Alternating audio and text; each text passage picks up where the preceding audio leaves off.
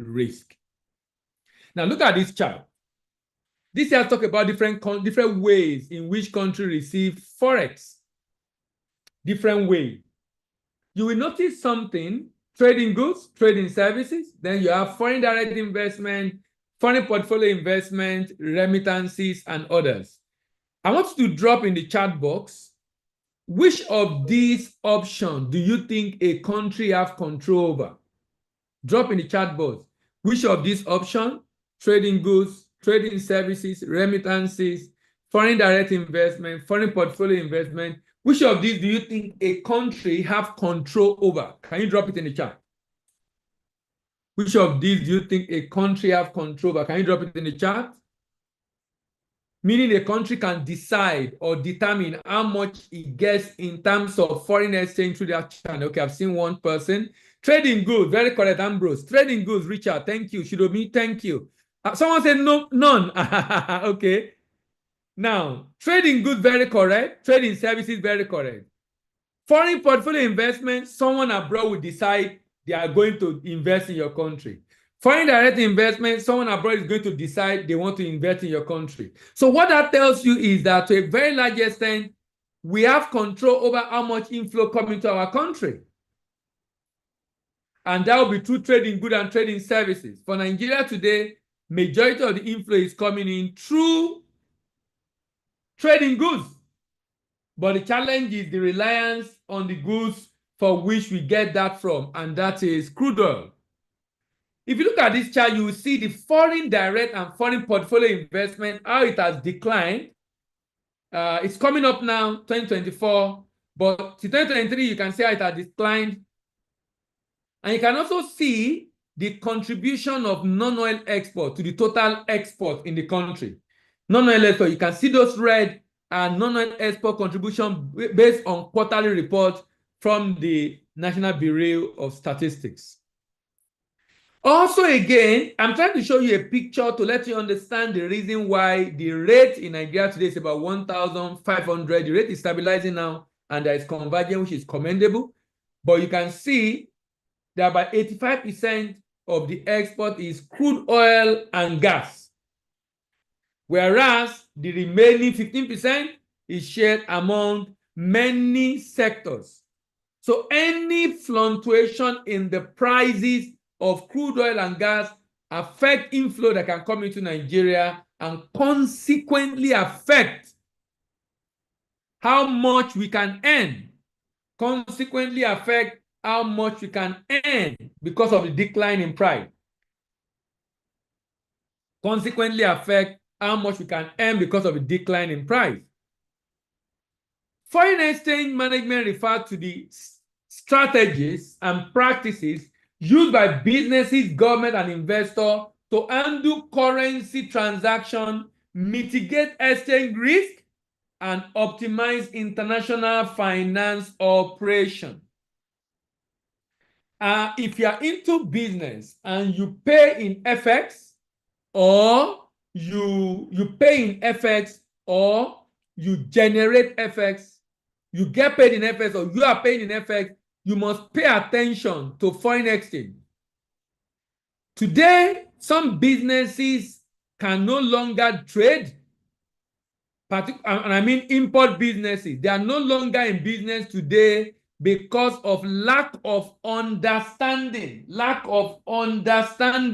of managing foreign exchange in their business, particularly importers. You know, there are some importers who import, they learn under a boss, the boss show them how to go about the import, they link them up with a supplier in China, so they send money to the supplier, supplier will ship the goods.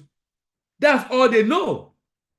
Now there is an issue with foreign exchange. They are asking, why are they selling dollar to us at the high rate? Why is it, you know, if I was in a meeting some times ago and a trader like that, you know, Igbo was saying, why is it that, why are they increasing the price they are selling dollar to us? Because it doesn't understand exactly what is going on. Why is it that this was when dollar was about, I think it was 700 plus, when official rate was about 450 and parallel market was up to about 750, and we have about 300 naira gap in between. And I was saying, why would the is asking that question because he does not understand. He thought the government just decide how much they want to sell.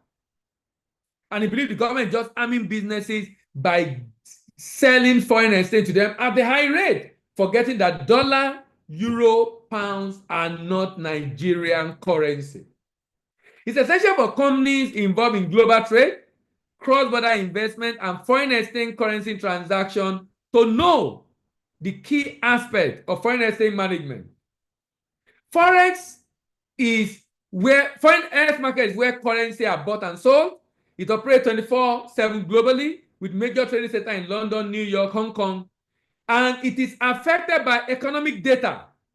Inflation rate is now 24%, based on National Bureau of Statistics. When the rate of inflation in a country is up, interest rate is going to go up because the monetary policy rate will be increased to reduce the number of money in circulation.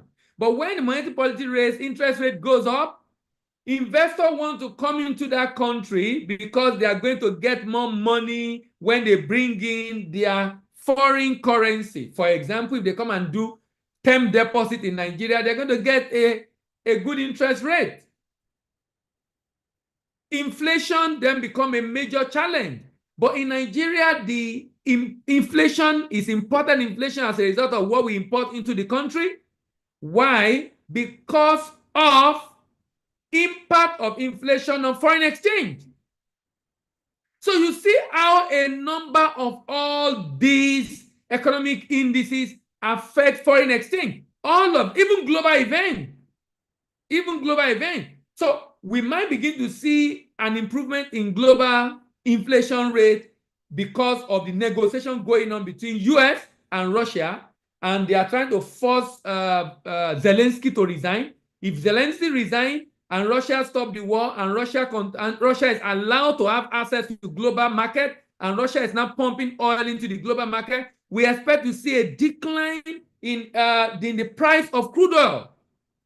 If the price of crude oil goes down, Nigeria will not be able to make more money from forex. That might again affect exchange rate. You can see how decision being taken in different parts of the world is affecting you and I in Nigeria. Exchange determination is influenced by demand and supply. It's influenced by interest rate and inflation. Higher interest rate attract investors, strengthening the currency. If demand for a currency is high, its value increases because we do a lot of imports, so we want more dollar. The rate of dollar goes up. Government and central bank policy. Country may intervene in the forex market to stabilize the foreign currency. There are risks associated with this. Number one is transaction risk. That's what you and I are exposed to most of the time. You are an importer. You have imported goods into the country. When you imported, the rate was 1,400. Now the rate has gone up to 1,700. That means you need more money to import the same amount of goods you imported last time. And that can result in a loss. So transaction risk, translation risk.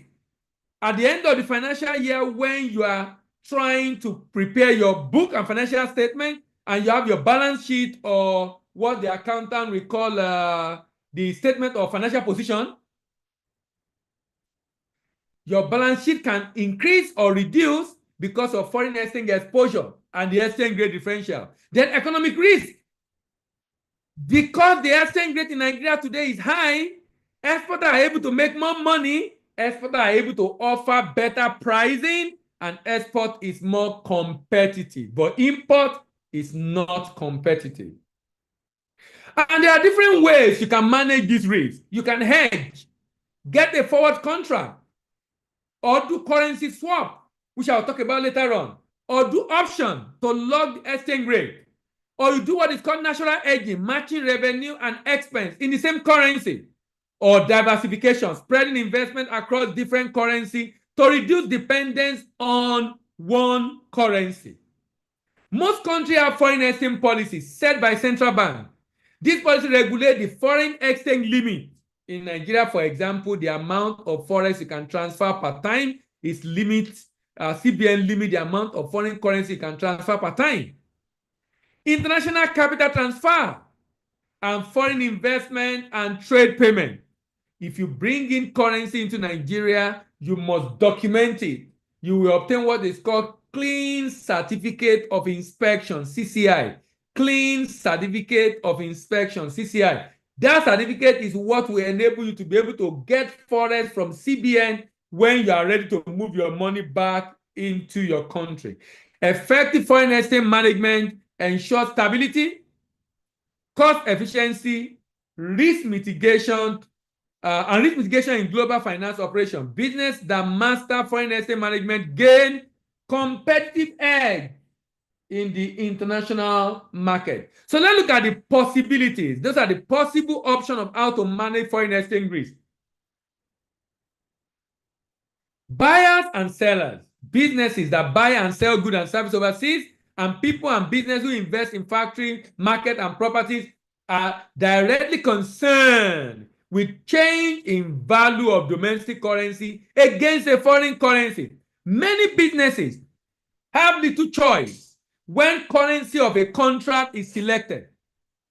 For example, the commercial bargaining power of the party determines it. If you are dealing with a buyer or seller who is bigger and you need them more than they need you, they can say, we are going to buy or sell in a particular currency, and you are bound to abide by it because you need them.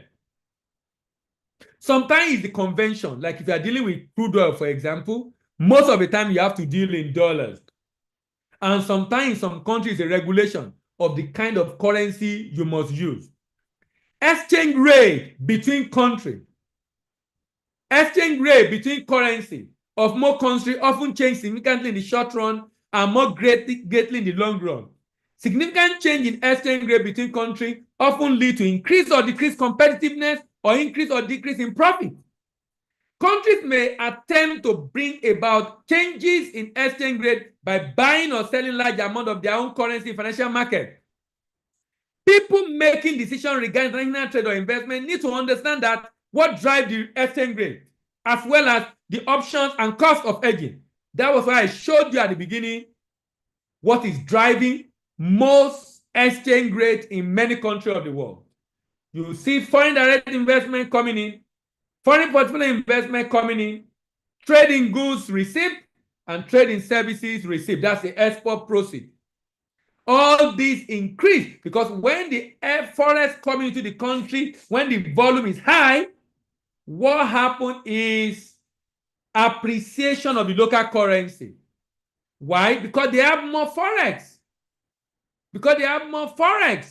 But when the demand of the foreign currency is high, not the supply. When the supply is high, the local currency appreciates. But when the demand for foreign currency is high, the local currency depreciates. At one time, exchange rate was determined largely by how much country exported compared to how much they imported. But that's no more the case.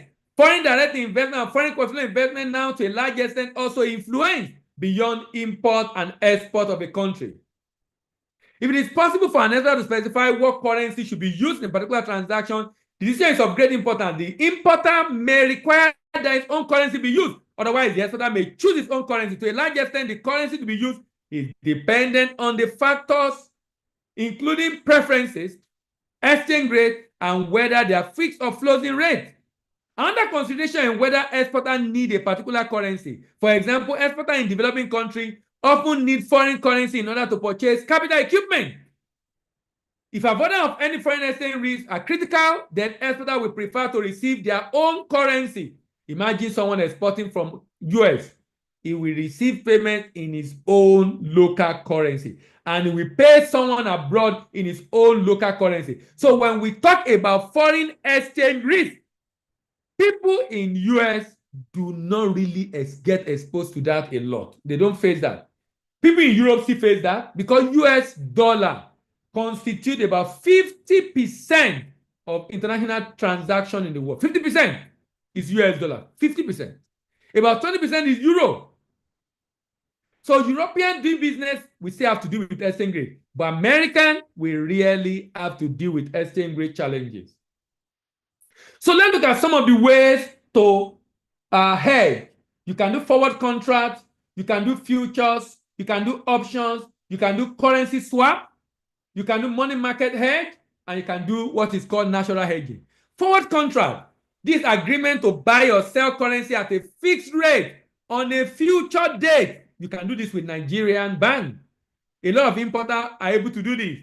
This helps you to lock in a rate and avoid unexpected currency fluctuation. So imagine this, imagine this. Like I said the other time, someone said, if you say knowledge is expensive, try ignorance. I was at an event recently. It was an export event. The chairman of the importer who imports cosmetics in Aspanda, somewhere in Festac, was talking about a lot of importers who have gone back to the village in the east. And the reason is because their business is no more profitable. They are losing money. But they could have hedged against the foreign exchange risk. But what you don't know, you don't know. It's only he that is where that can donate blood. What you don't know, you don't know. Ignorance, what you don't know can be affecting you. And that's the case. They could hedge, and there are different ways they could hedge. But some people don't even know they could hedge against foreign exchange risk. They don't know. So they are left like that and just stay. And they dollar is high, we don't know what to do. What do we do? But in them same business, some other people keep importing, and they're importing profitably. Why? They are able to hedge against foreign exchange risk. Example include a Nigerian exporter selling in Europe who lock in euro against naira for 3 months. He's able to agree a rate 1,550. If you agree today, in future, when his euro come, he's able to buy at that rate because he has locked down the rate. Future contract. In future is a standardized contract traded on an exchange, similar to forward, but this one is not between you and your bank. It's traded on an exchange between a buyer and a seller, a more liquid market. But what happened in this case is, if you agree a rate, if you agree dollar to be 1,500, and the day you are to get the dollar as an importer, the rate is 1,600, they will give you the 100 naira on top.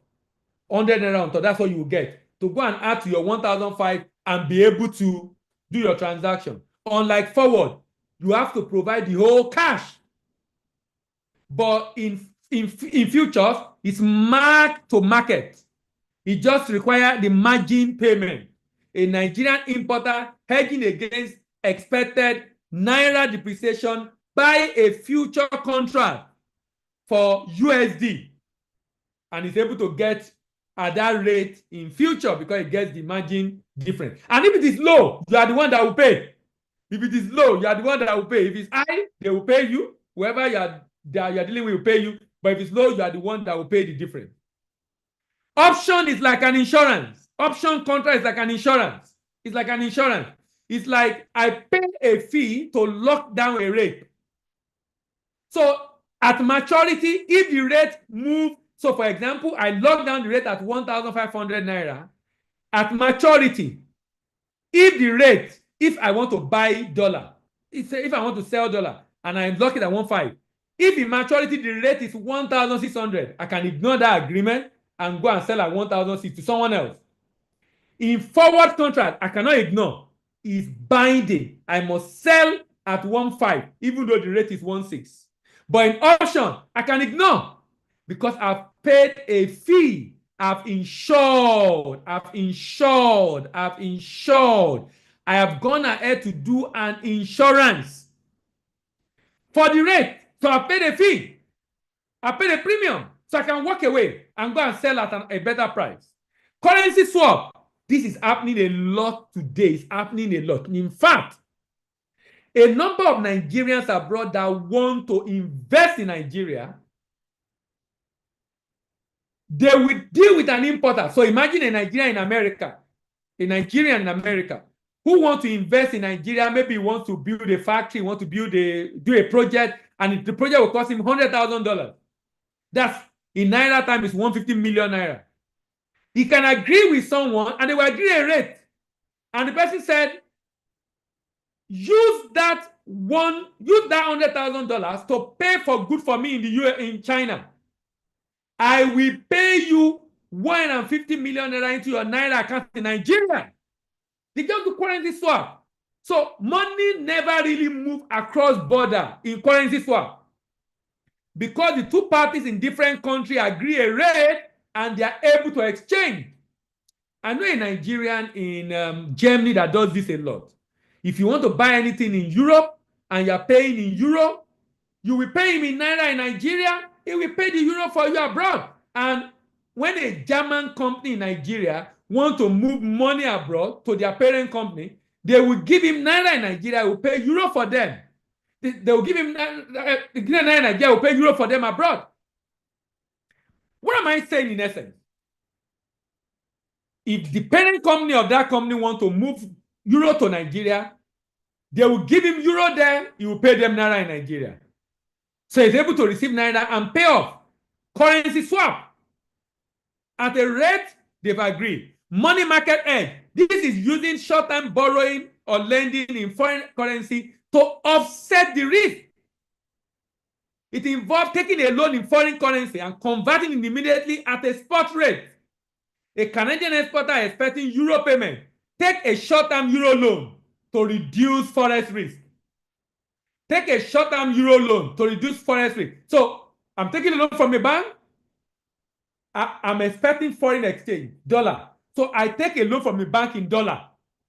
So that means no matter what happens to the rate, when my dollar comes, I pay the bank. Even if dollar rate is 2,000, I'm still going to pay the bank the $100,000 to $1 million I borrow because I'm not going to convert. But the easier way, which I often recommend, is for you to generate the forex yourself. It's called the natural hedging, matching revenue with expenses. The only difference is that this will require you learning about export business.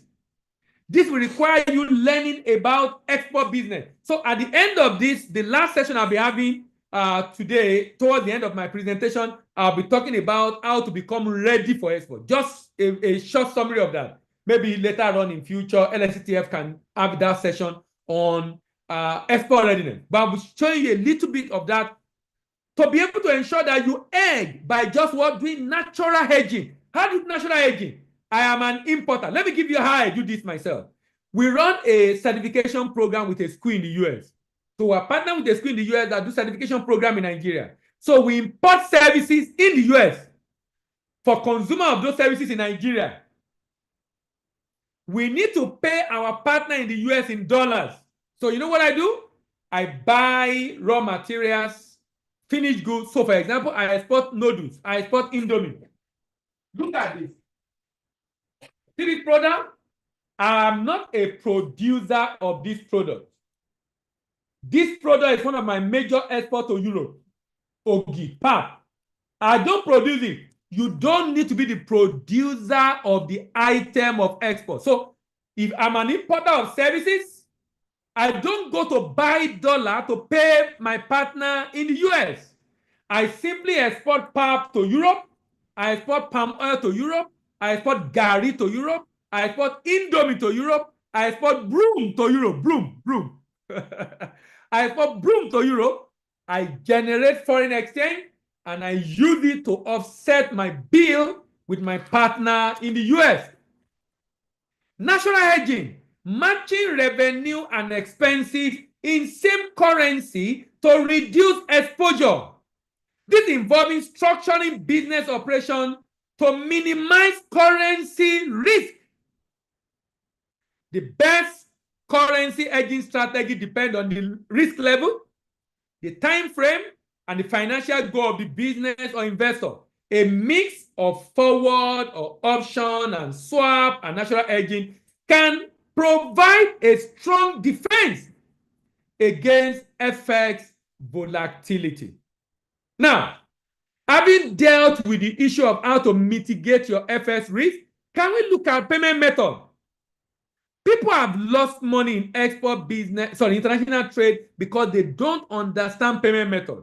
There are different payment methods in international trade. By payment method, I mean the modality for exchange of document for money. The payment method I use depends on the relationship between buyer and seller, the availability of working capital, and the countries involved. If I have a good relationship with a buyer, I can ship to him for him to pay me later. Particularly if I have working capital. You pay me later. I will ship to him for him to pay me later. But if the country is such that the country have a lot of risk, I can decide that no, for that country, no. I need a secure payment method. Why? Because of the countries involved and the risk of doing business in that country. And the risk of doing business in that country. So if you look at the risk ladder in payment, you see payment in advance. If I'm a buyer, the importer, advance payment is the highest risk for me. Open account is lowest risk. If I'm a seller and exporter, advance payment is the lowest risk for me. Open account is the highest risk. So we take them one by one. I will focus on 4 commonly used ones. The last one, bank payment obligation, is not commonly used, but you can read it up online if it's of interest to you. Look at open account. I want you to say something about this. Look at this. Look at your screen. Exporter ship the goods, send document to the importer, importer go to the port and clear the goods. Can someone drop in the chat what will be your concern on this kind of payment method? Drop it in the chat. What is your concern on this kind of payment method? Drop it in the chat. What is your concern on this kind of payment method? Drop it in the chat. Exporter ship the goods, send document to importer, importer goes to the port, clear the goods, and pay back 30 days, 60 days, or 90 days. Drop in the chat your concern on this payment method.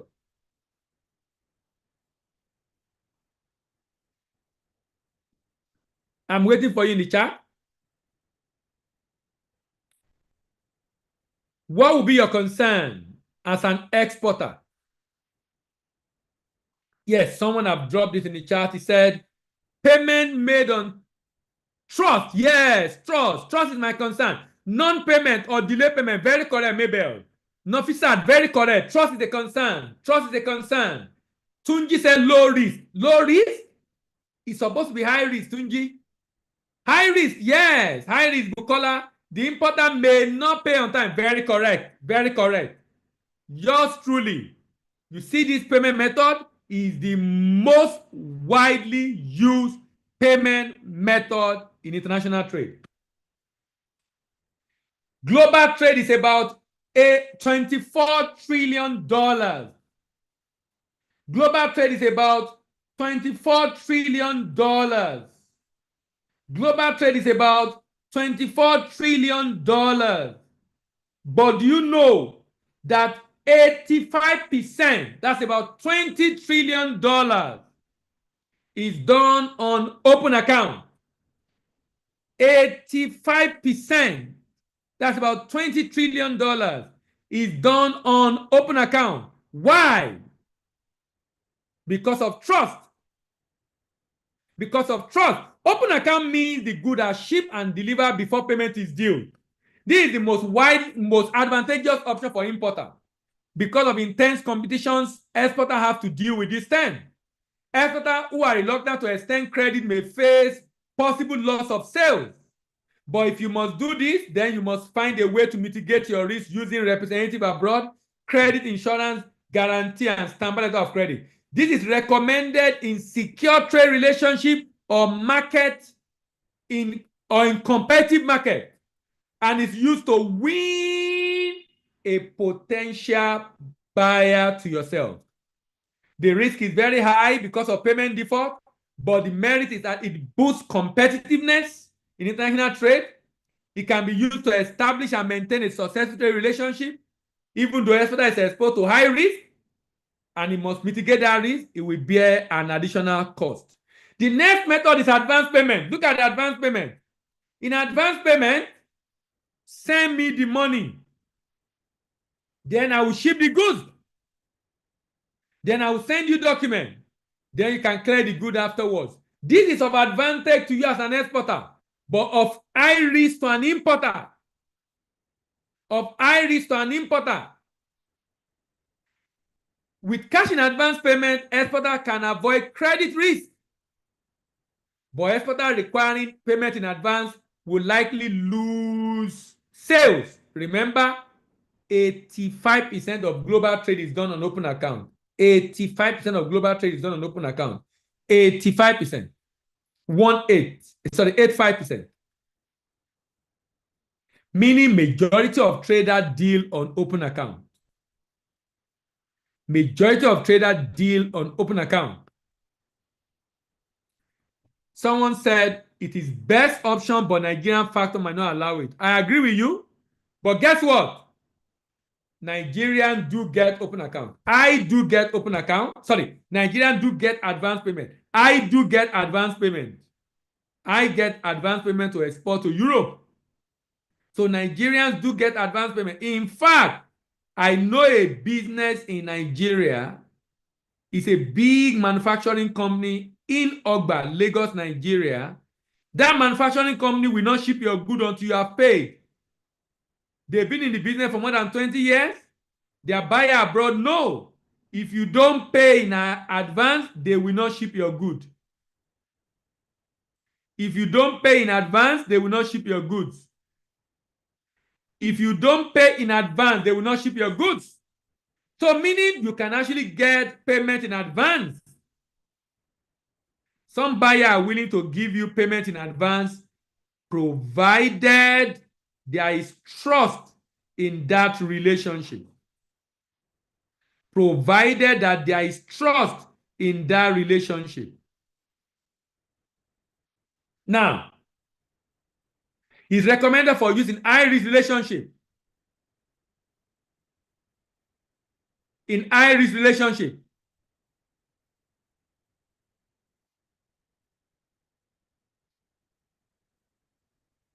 Or internet business.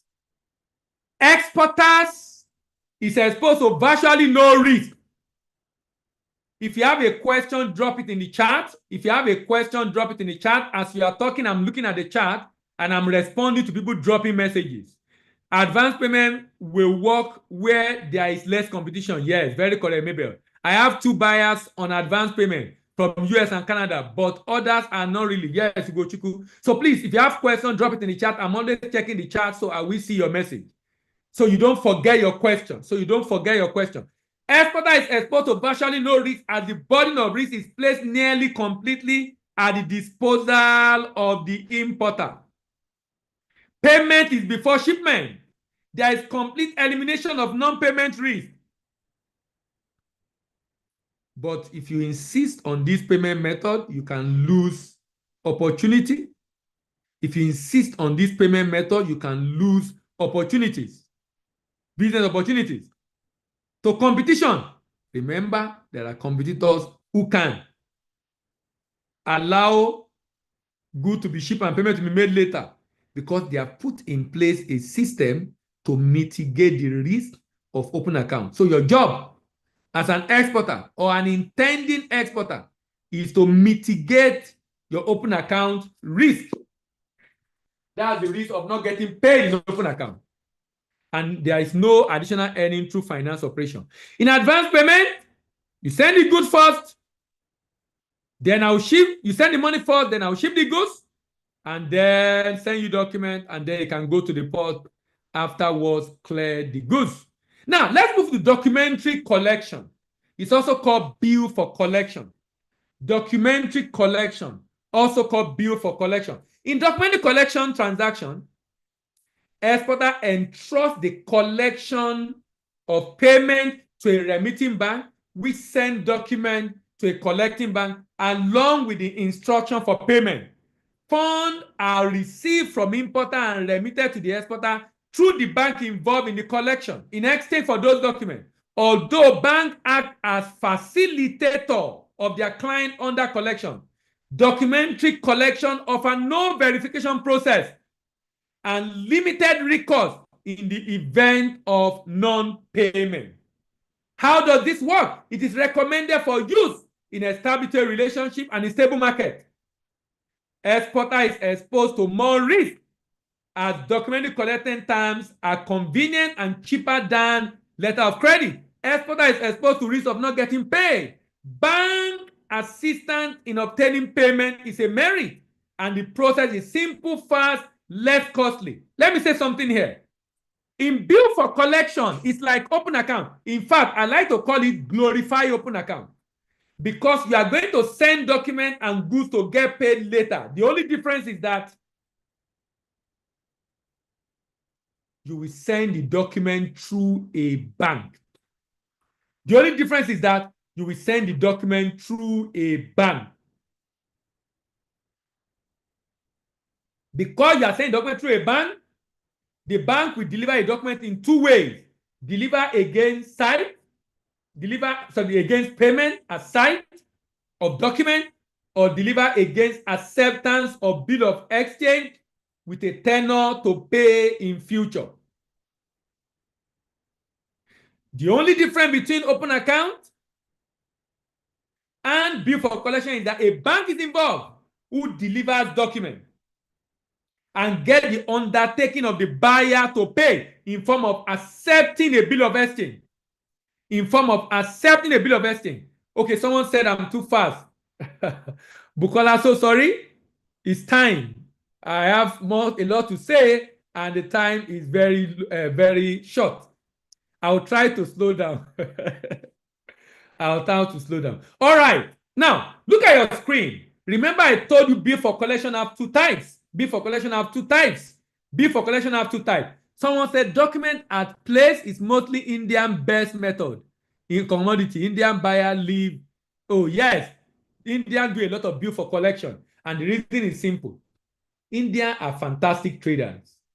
They are always having representative abroad. So they trade with themselves. So they don't need trust, because sister company, parent company, they trade with themselves to a very large extent. So they are used to it. So when you are doing business with a third party, they still want to do it because they are used to bill for collection. So look at document collection. Exporter ship the goods, send document to his bank. Exporter's bank send document to the importer's bank. Importer's bank release document to the importer and debit the importer immediately. That is why it's called sight, and debit the importer immediately. That's why it's called sight, and debit the importer immediately. That's why it's called sight. At the site of document, payment is made. So what happened? Importer can go to the port to clear the goods. The payment is transferred from the importer's bank to the exporter's bank, and the account of the exporter is credited. But in tenor, look at what happened in tenor, or deliver against acceptance. In deliver against acceptance, exporter ship the goods, send document to his bank. His bank send document to the importer's bank. Importer's bank release, before he release document, he will send a bill of exchange to the importer. Importer will sign it and send it back to the bank. Importer will sign it and send it back to the bank. And then when the bank have received that accepted bill of exchange, the bank then release the document. Upon release of the document, importer can go to the bank and clear the goods. The bill of exchange signed by the importer might indicate that payment is due in 30 days, payment is due in 60 days, payment is due in 90 days, payment is due in 120 days, or even 240 days, depending on the agreement. At maturity, when payment is due, the importer release the payment. The importer's bank transfer the payment to the exporter's bank, and the account of the exporter is credited. The challenge of this process is that if for any reason at maturity the importer failed to pay for whatever reason, he's insolvent, he received a bad quality goods, or it's a fraudulent buyer. That's why for you to do a successful and sustainable export, you need a representative at destination. For you to do a successful and sustainable export, you need a representative at destination. So one of my cardinal point or cardinal or what you call article of faith as far as export business is concerned, article of faith is having a rep at destination. Having a rep at destination. Having a rep at destination. Having a representative at destination. This is so important. This is so important. This is so important.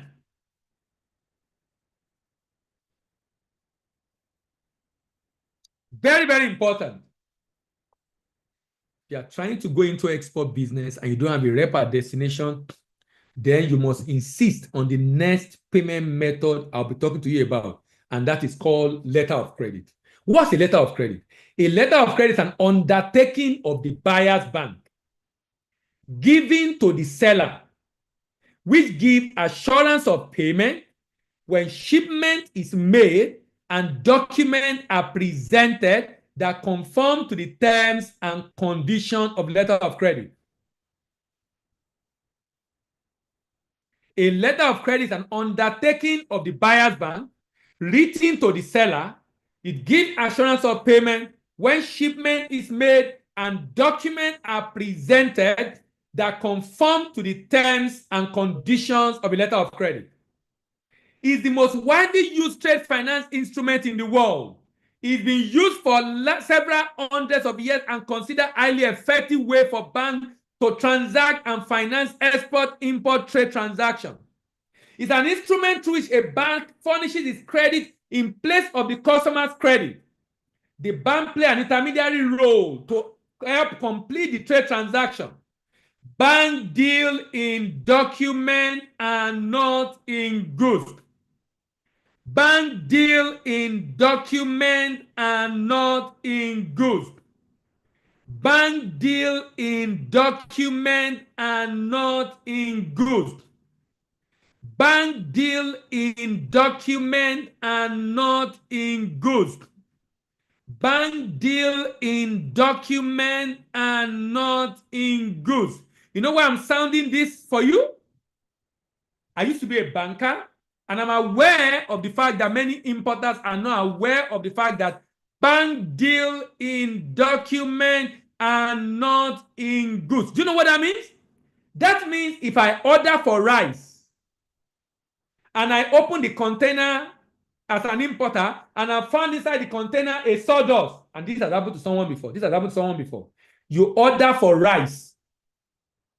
You receive a bill of lading that shows that rice is what was shipped. You receive an invoice, packing list, rice was shipped. You open the container, you found sawdust inside. You open the container, you found sawdust inside. You now came to the bank and said the bank cannot pay because payment is due in 30 days. You are saying the bank cannot pay because payment is due in 30 days. You are saying the bank cannot pay because payment is due in 30 days. Bank will code that statement for you. Bank deal in document and not in goods. That's Article 5 of the rule guiding letter of credit in the world. Bank deal in document and not in goods. Do you know what this means? You can receive bad quality products and the bank will pay. So you must know that if you are an importer, you must get a third party to inspect the quality of the goods and instruct the bank to indicate that the document of the third party inspection is one of the conditions for payment. If you don't indicate that when you are applying for your letter of credit, you cannot hold the bank responsible for not paying. This is risky for importer, Richard, but it can be mitigated. The risk can be mitigated. Now, the role of inspection coming, who certify goods to be paid for. Very correct, Ugochukwu. Very, very correct, Ugochukwu. Very, very correct. This is interesting presentation, but I need to join another meeting. I hope. Okay. I thought you were asking a question. Very correct, Ugochukwu. Very, very correct. Very, very correct. Very, very correct. Very, very, very correct. You need to get an inspection. Many people are not aware of this. They're not aware of this. They're not aware of this. It is when the good arrive, the bank will tell them they are not going to pay. Now, Mabel, Cotecna can do that for you. If you are in China, CCIC can do that for you. CIQ can do that for you. SDS can do that for you. Biri Veritas can do that for you. Intertech can do that for you. There are a host of organizations, international inspection again, that can do that for you. The idea is, if you don't indicate this in your transaction, you cannot hold the bank responsible for your negligence.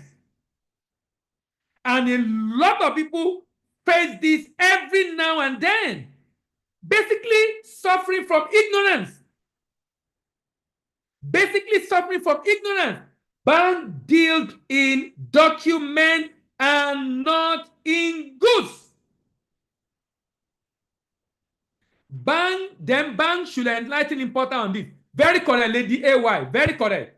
Bank should enlighten customer on this. Very correct. I agree with you. Bank should enlighten. But if you are an importer, you should also learn about the business. A lot of importers have suffered losses because of this ignorance. You know, I said at that time when we started that ignorance is not an excuse. What you don't know can be hindering your business, can be destroying your business. So what this means is that if you ship and you receive bad quality product, it's an indication that you have lack of understanding of the business you are in. And quite frankly, many people have experienced this. And you know why? Because they refuse to learn. You know the interesting thing about life? You either learn through education or through experience. The only challenge of learning through experience is that it's a very expensive adventure. Very, very expensive. What you will have incurred learning through education is cheaper than what you do when you learn through experience.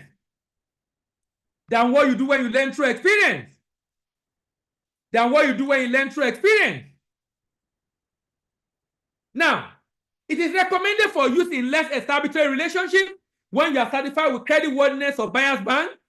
Risk is evenly spread between buyer and seller, provided all terms and conditions are there too. Payment is after shipment. A variety of payment and financial risk mitigation options are possible. The merit of letter of credit is that the process can be complex and labor intensive and relatively expensive in terms of transaction cost. Now, I will show you two types of letter of credit. I will show you one that is called unconfirmed letter of credit, and I will show you the other called confirmed. Remember, letter of credit is an undertaking of the buyer's bank given to the seller, giving assurance of payment when shipment is made and documents are presented that conform to the terms and conditions of the letter of credit. Remember that definition. That means a bank is not going to take unnecessary risk. If a bank is going to issue undertaking on your behalf, you are going to protect the bank, either by a loan or cash. The bank is going to get something from you. So how does that work? Importer make funds available to the bank and then fill an application form. The bank issued letter of credit in favor of the exporter. It is received by the exporter's bank and advised to the exporter. Now the exporter have a document in his hand, a document that shows that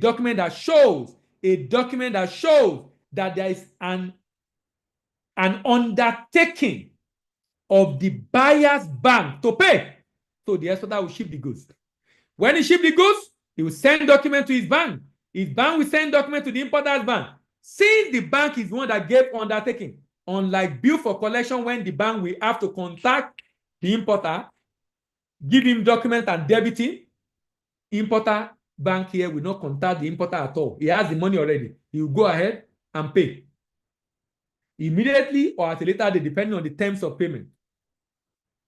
Payment released to the exporter, document released to the importer goes to the port and clear the goods. Now, if I am an exporter and I'm exporting, for example, to Sudan, Venezuela, Ukraine, or any country that have a political or economic risk, I can still export there, but I would look for another bank in another country to give additional undertaking.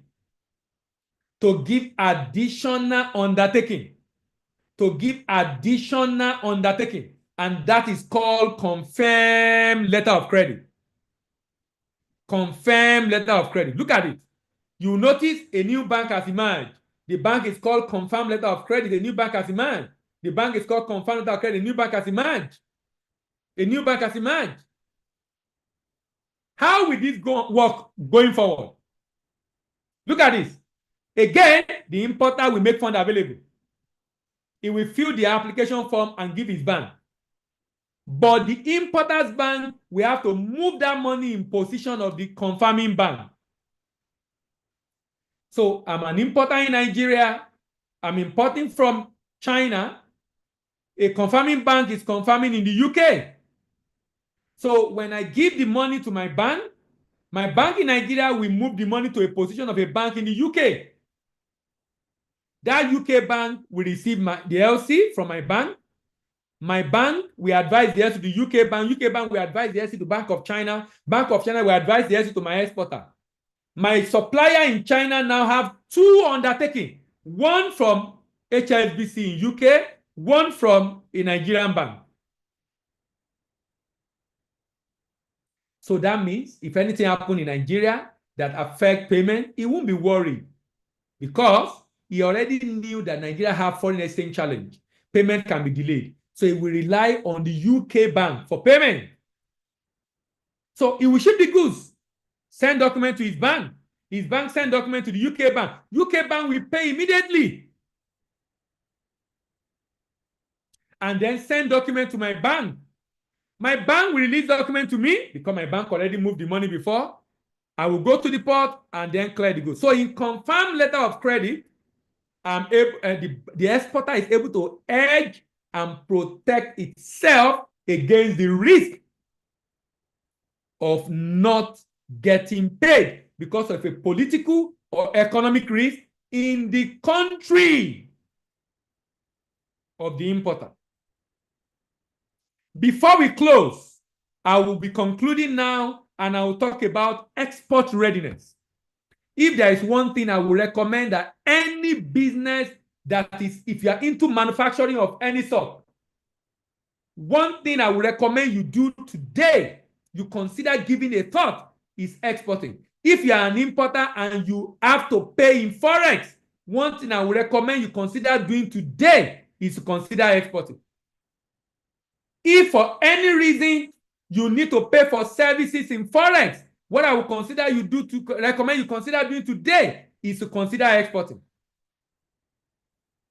However, before you go into exportation, please ensure that you are export ready. Let me show you the process of exporting. Number one, you prepare to export. How do you prepare to export? You get the necessary knowledge and information. The necessary knowledge and information. This can be in form of export.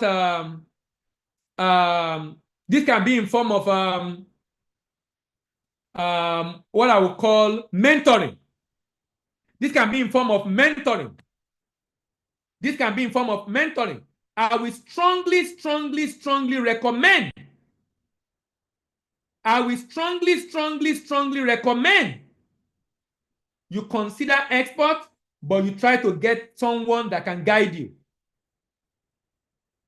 There is a free export seminar that is done every week. And I will drop a link in the chat that you can use to join that export webinar every week. Every week, you can join a free export webinar every week on Zoom like this. Getting knowledge on how to export is sine qua non, highly indispensable. Is highly indispensable in export business transaction. Is highly indispensable in export business transaction.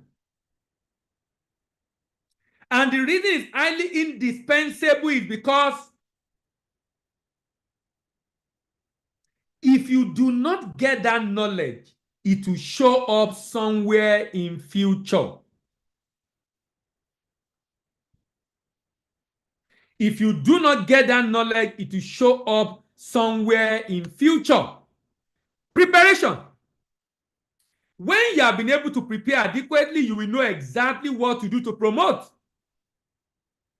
When you promote effectively, then you will be able to get a purchase order, a contract, negotiate pricing, and sign an agreement. Then you can go and procure the product or produce the product if you're a manufacturer, package and label the product, do your pre-export documentation, do port clearance and inspection, do your post-export documentation, port-to-port shipment happen, you present document to the buyer or his bank, document released by the buyer, clearing is done at destination, and payment is made. You see, from promotion down is automated if preparation is well done. What is export readiness? It's a multifaceted concept that involves the ability of a company to successfully enter the export market, sustainably compete in the market, and significantly grow its market share until it becomes established in the market. What are the evidence of lack of export readiness? Delay in getting buyer, delay in getting product, delay in shipment, incessant delay. Demurrage is an evidence. Demurrage is the fee paid for the usage of container beyond the free period while the container is in the custody of shipping line. Demurrage is an evidence of lack of export readiness. Discrepancy is an evidence of lack of export readiness. Defect in the good is an evidence of lack of export readiness. Death of knowledge is an evidence of lack of export readiness. Death, loss is an evidence of lack of export readiness. Drop out of the business is an evidence of lack of export readiness. It's an evidence of lack of export readiness.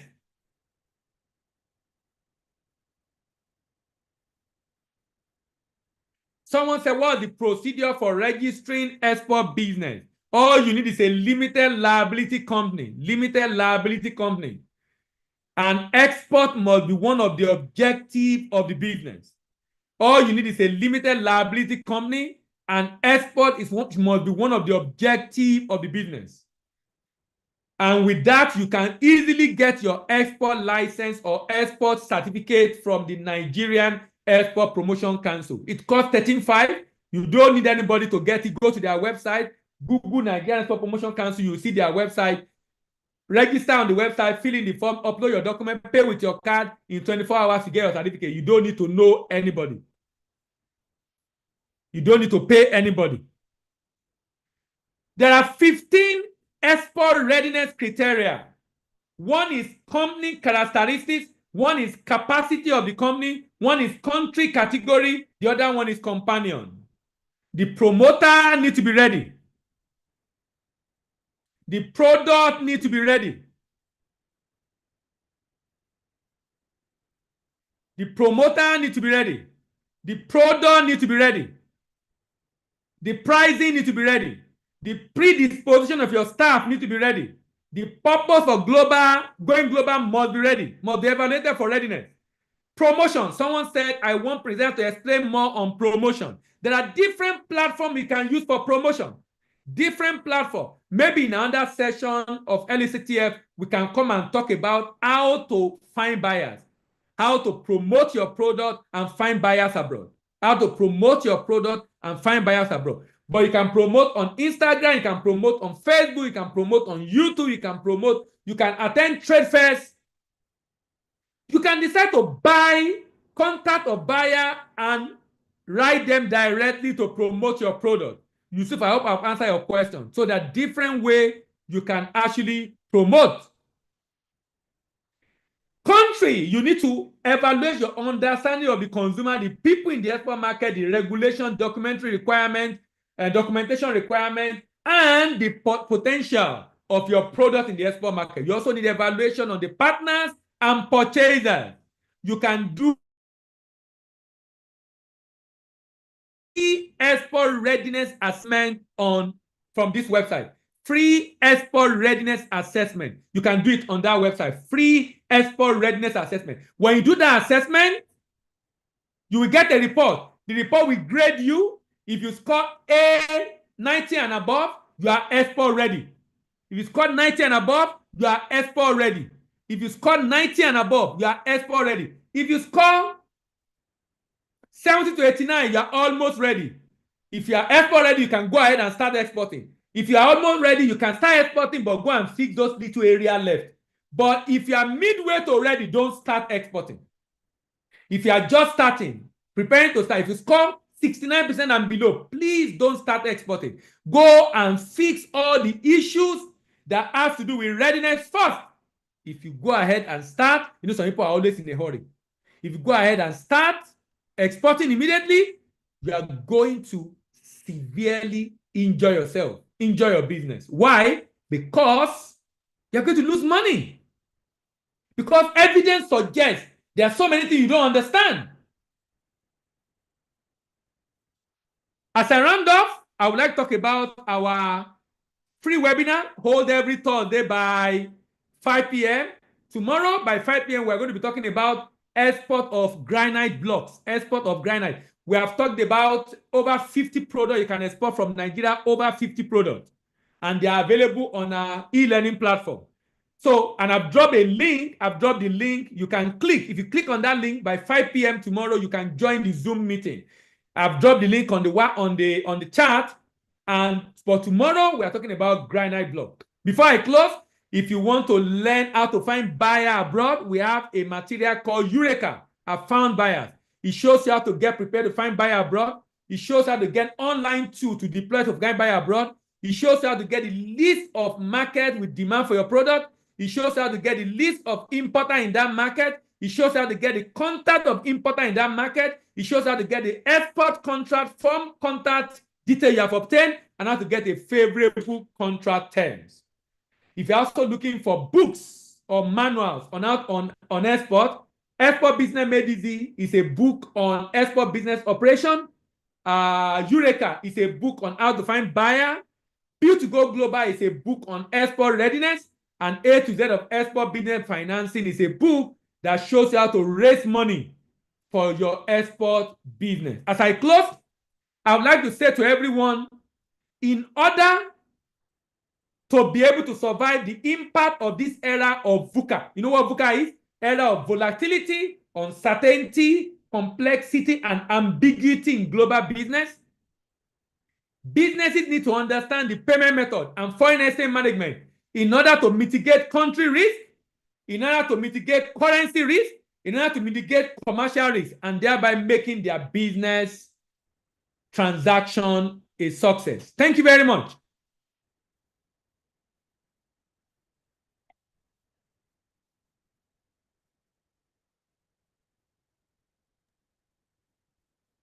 Thank you so much, Mr. Bamidele, for a very packaged session. Please, can we also show appreciation to our facilitator in the chat box? Please show appreciation to our facilitator in the chat box. I can see that a whole lot of us are asking how they can get recording to this session. Please, you can go to our YouTube channel on Lagos State Employment Trust Fund, search for Lagos State Employment Trust Fund and the search box, and then you'd see our YouTube channel. So you'll find the recording there for those of us that might want to go back to rewatch this session.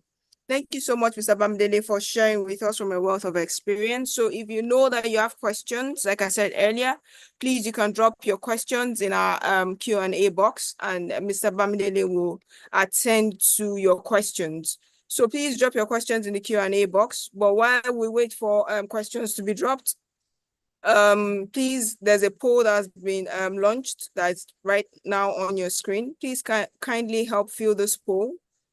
There are going to be 2 polls that will be launched on your screen. Please fill this poll, as this will help us serve you better. Thank you so much, everyone. Thank you, everyone, for showing appreciation to our facilitator in the chat box. Please drop your questions. If you know that you have questions, Mr. Bamidele is here to answer all of your questions.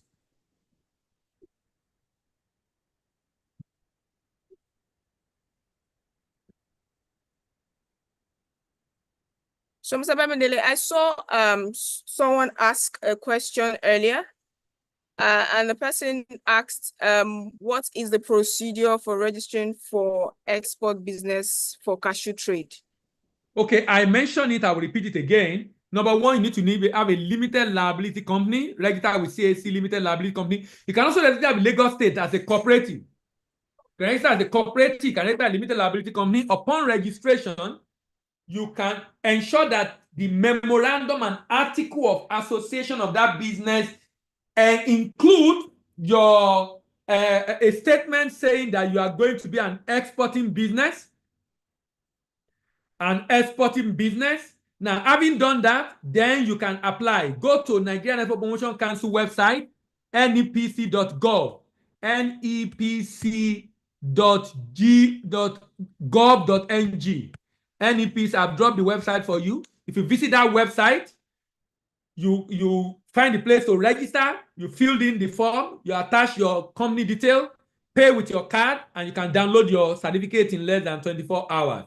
Ensure that the documents you are attaching are legible. That's the only basis for rejection. If they are not legible, they will reject it. It must be legible. They should be able to read it. Someone said, can we get one-on-one mentorship? Yes, you can. I drop my number. You can reach me on the number I drop in the chat, and we have a one-on-one. We call it export mentoring program. You can get us. You can join our export mentoring program. Then someone said, please, what is the minimum quantity to export for palm oil? No, it depends on the buyer, actually. The buyer determines the quantity you export. Sometimes it might not fill a container. Sometimes it might be a container load. Sometimes you might have to share a container with someone else. So the quantity of export is determined by the buyer. I have an order for a because I need some guy. Okay, Ugochukwu, you can reach out through that number. We have an export mentoring program. We can assist you to export your hibiscus flower. How can we join the other training program? I think that question is for you. LSCTF, someone is asking, how do they join the subsequent program? Okay, so please, I'd like to know which particular program are you speaking about, Mr. Emmanuel? Is it the subsequent export readiness program? If it's for this subsequent export readiness program, you can please, like I said earlier, please follow us on all our social media platforms. There we'll have all our sessions being promoted. And also, this is one of the reasons why we've also launched our poll, so we can also get your feedback, so we'll know how to proceed on this particular session. So please, for the next session that concerns the export readiness, you can please follow us on all our social media platforms. When next this session will be coming up, you sure know that it's going to be promoted on our channels, and then you can also ensure that you don't miss out on any of the next trainings that we'll be having. But for those, like I said earlier, we are presently having our MSME bootcamp, but we also have our next session coming up next month on the 11th of March. It's our risk advisory session. And if you want to know more about our averting risk for your businesses, you can join this session, and it will speak more on that. I'll be dropping the link in our chat box, but I think there's a question here for you. Okay. What's the Someone question? is saying, I registered before with Okay, any... I've responded to her. Do it Okay. again. Just do it again. The site should be okay. Is okay now. I just did one early February. So Tosin, Okay. please just do it again. I just renew mine early February, so you can do it again. Okay. So do we have any more questions? But we have a poll presently on your screen. Please do fill this poll, as this will help us serve you better. Please fill this poll, as this goes a long way. I can see a hand raised. Is there someone that would like to ask a question? Lady AY.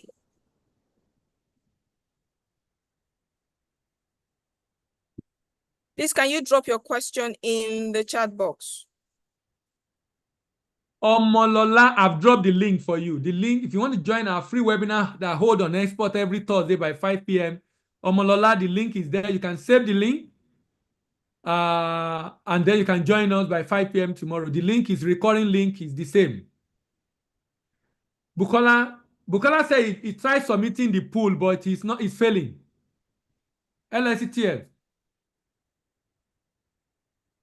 Okay, please, it could be a network problem. Please, can you try again? Because we've had people fill in the poll, so I'm guessing it's a network issue.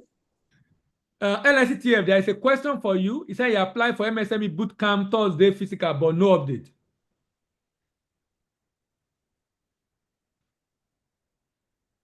So please, can you reach out to us on... Okay, so I'll be typing your answer. That's for Adito Ahmed. I'll be typing your the answer. But for those of us that still have questions, we can please drop them in the chat box. Mr. Bamdele is here to answer. So I think, Richard, you are saying there's no way to copy the link for this webinar. I think you can just click on the link and it will take you to where you'd register for the session. So Richard, just you can click on chat the that link. number. Someone will send the link to you. Chat that number. Okay. Someone will send the link to you if you're not able to copy it. But like he said, if you click on it, it should be able to grant you access immediately. But the link it will be active on Thursday. So if you click on it now, you won't be able to join. It holds every Thursday, but the link is the same. So I think someone is asking what time? 5 p.m. Okay. Every Thursday by 5 p.m.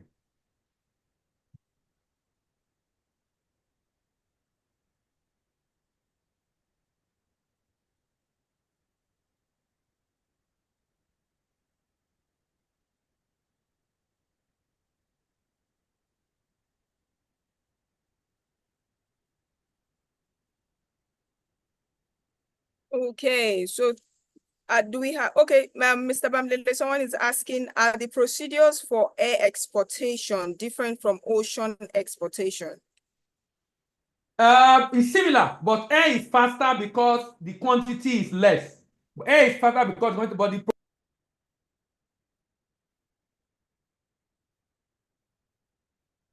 Okay, Mr. Bamdele, it seems you're muted, sir.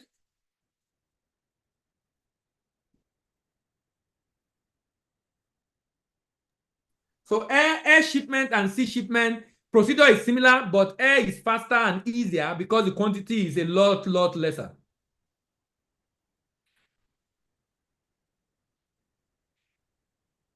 So, Joseph, I hope that answers your question. Please, for those of us that are having issues with the poll, I guess it's a network problem. Please, can you...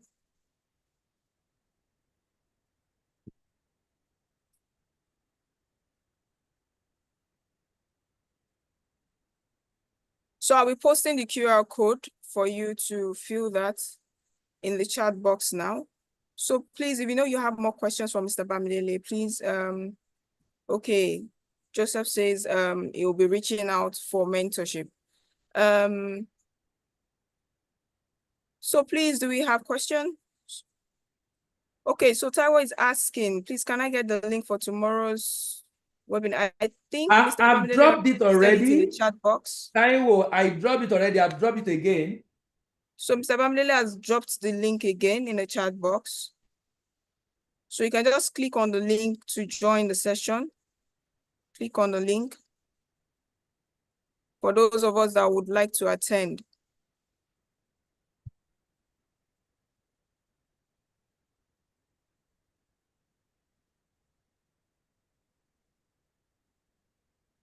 So please, we need more of you to please fill our poll, the poll on your screen.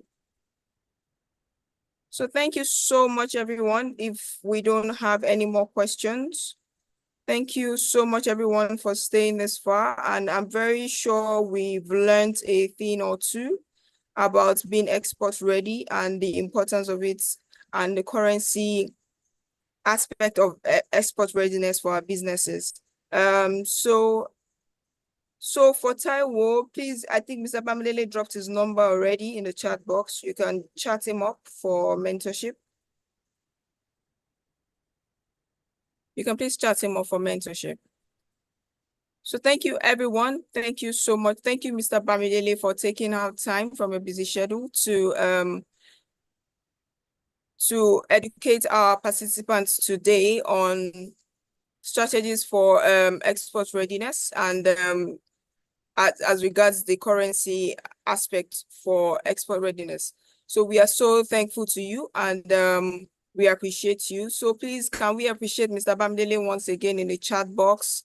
Please appreciate Mr. Bamidele once again in the chat box. Thank you so much, Mr. Bamidele. We All really right. Thank you very much you. for having me. And we look forward to having you again very soon to help share with our participants once again.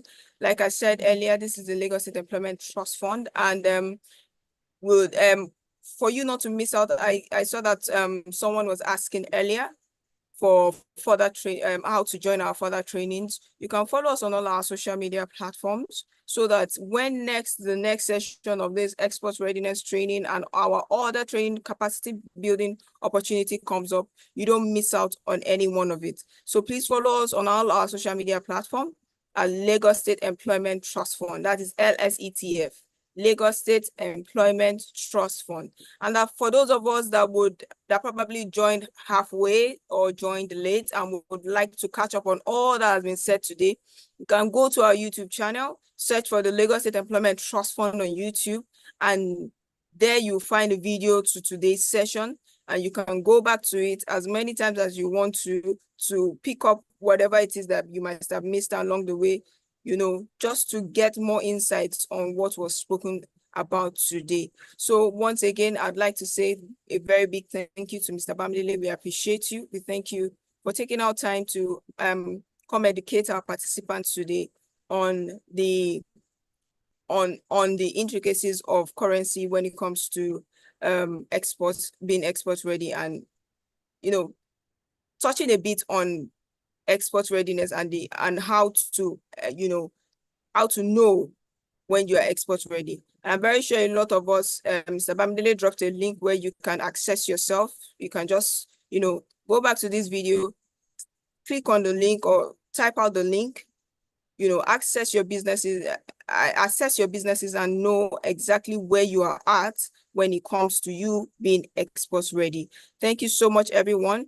Thank you to all those who also have helped fill our polls. As soon as the session ends, the survey will be popping up on your screen. Would like for you to please also help fill the surveys, as this goes a long way in helping us serve you better. Thank you so much, everyone, for being present today. Thank you once again, Mr. Bamidele, and do enjoy, everyone, the rest of your day. Thank you. All right. Thank you.